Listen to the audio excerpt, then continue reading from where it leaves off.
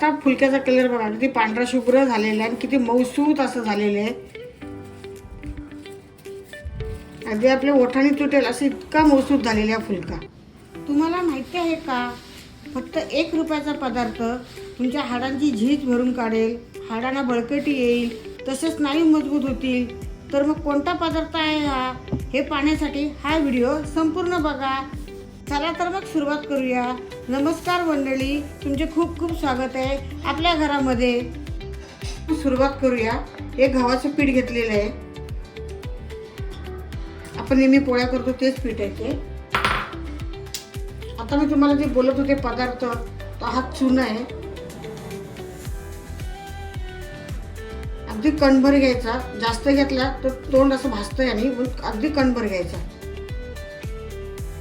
चुना तुम्ही थोडासा वाटीमध्ये टाकून घेते आणि त्याच्यामध्ये थोडंसं चमचाभर पाणी टाकून घ्यायचं आणि मिक्स करून घ्यायचा. जे पिठामध्ये मिक्स करताना तो एका बाजूला असं राहत नाही, तर संपूर्ण पिठाला व्यवस्थित लागेल.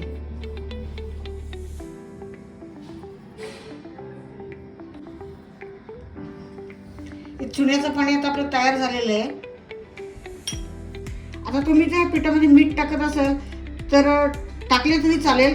आमच्याकडे मीठ टाकून चपाती खात नाहीत फुलके, म्हणून मीठ टाकत नाहीये. तर त्याच्यामध्ये आता हे आपण चुन्याचं पाणी घेतलं होतं ते टाकून घेते.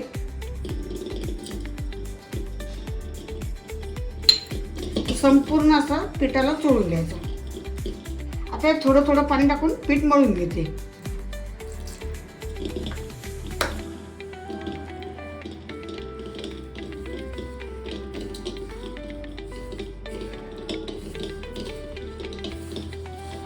ते थोडंसं तेल घेतलेलं आहे आणि तेल टाकून तुम्ही तूप टाकत असाल तर तूप चांगलं असं पीठ मळून घ्यायचं. जेवढं पीठ आपण चांगलं मळू तेवढं आपले फुलके मऊ लुसलुशीत होतात आणि हलके होतात एकदम.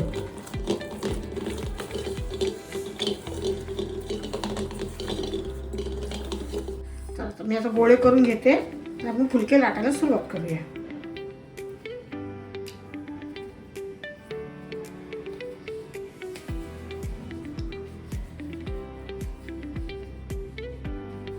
मी फुलका लाटून घेते. हा फुलका लाटताना एकच दिशेने लाटायचा. आपण कसं चपाती करताना मी उलटी सुलटी फिरवतो चपाती, तर उलटी सुलटी नाही फिरवायचं, सरळ फुलका चांगला फुलतो.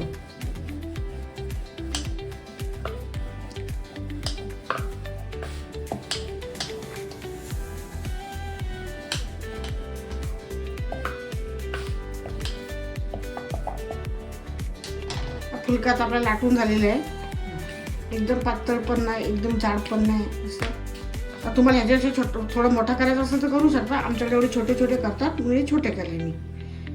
आम्ही तवा गरम करून घेतलेला आहे. आता त्याच्यावर फुलका टाकून घेते.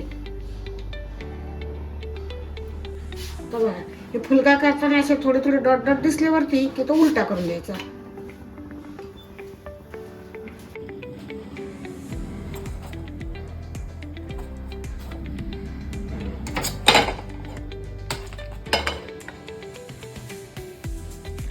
आता जो मी चुन्याचं पाणी टाकले पिठामध्ये, तो माझा स्वतःचा अनुभव आहे. म्हणजे मी ते रोज चुना खायला सुरुवात केली ना, तर माझे हातपाय दुखायचे कमी झाले. आणि हा माझा स्वतःचा अनुभव आहे.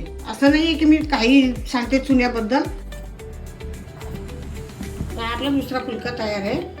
आता तुम्ही म्हणाल की चुना कसा खायचा. माझे पहिले हातपाय खूप दुखायचे, स्नायू वाकडायचे. तर आपल्या कॅन्टीनमधल्या मावशी आहेत, तर त्यांनी मला उपाय सांगितला होता की ताई, तुम्ही रोज थोडासा चुना खात जा. पण मग चुना खाणार कसा, तर चुन्यात तोंड पण भासतं ना, मग खायचा कसा. तर मग त्या मला म्हटल्या, तुम्ही जी पोळी भाकरी करता घरामध्ये त्या पिठामध्ये थोडंसं चुन्याचं पाणी टाकून ते पीठ मळायचं आणि ती पोळी भाकरी करायची. म्हणजे त्यांनी काय होतं, आपल्या शरीराला तर कॅल्शियम तर संपूर्ण मिळतं. ते असंही मी रोज करते. त्याच्यावर ह्याने ना माझे हातपाय दुखायचे खरंच कमी झाले. तर फुलके तयार आहेत. मी तूप लावून घेते.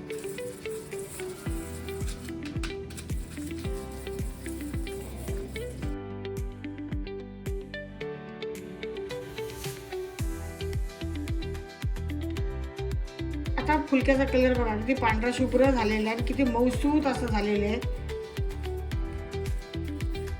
अगदी आपल्या ओठाने तुटेल असं इतका मऊसूत झालेला फुलका.